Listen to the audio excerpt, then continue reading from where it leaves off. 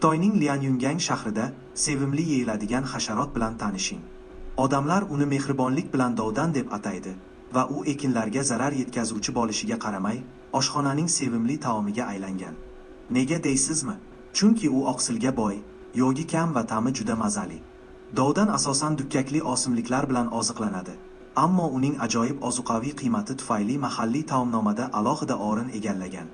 Har yili mintaqada millionlab kilogramm iste'mol qilinadi va o'sib borayotgan talabni qondirish uchun ba'zi mahalliy aholi hatto ularni yetishtira boshlagan. Bu semiz hasharotlar yashil yoki och sariq rangda bo'lib, tanasi silliq va yumaloq. Agar uni birinchi marta ko'rayotgan bo'lsangiz, sizga biroz galati tuyulishi mumkin.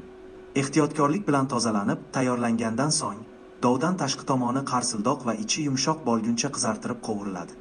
Boshqacha ta'm olish uchun uni barra sabzavotlar bilan birga qaynatib, xushbo'y va ko'ngilga yoqadigan sho'rva tayyorlanadi. Sizningcha xitoyliklar faqat osmonda samolyotni, yerda esa mashina va poyezdni yemaydi degan gap haqiqatmi?